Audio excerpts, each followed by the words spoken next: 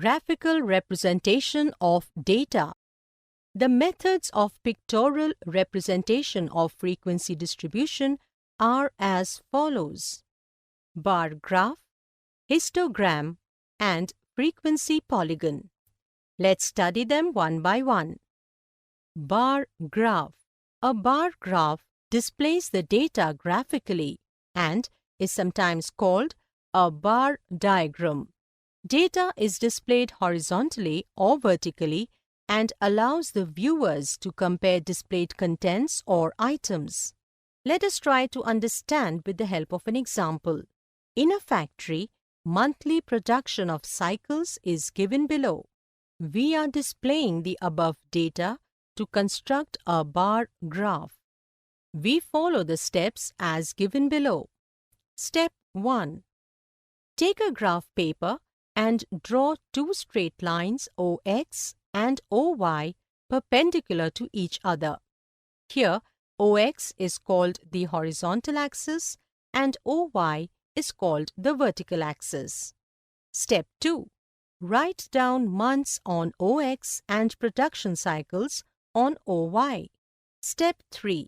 Depending upon the space available and keeping equal width for all the bars, choose intervals of equal lengths between the bars on the horizontal line OX. Step 4.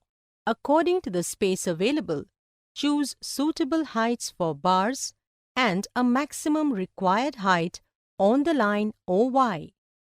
Step 5. Now, compute the heights of various bars.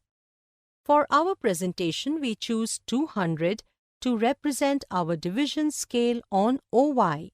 In the month of January, the height of the bar is 700 by 200, which is 700 by 200 is equal to 3.5 times the unit division, that is 200.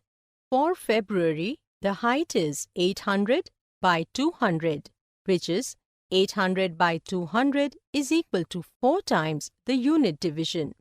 For March, the height is 1200 by 200, which is 1200 by 200 is equal to 6 times the unit division. For April, the height is 1000 by 200, which is 1000 by 200 is equal to 5 times the unit division. For May, the height is 600 by 200, which is 600 by 200 is equal to 3 times the unit division. Similarly, for June, the height is 850 by 200, which is 850 by 200 is equal to 4.25 times the unit division.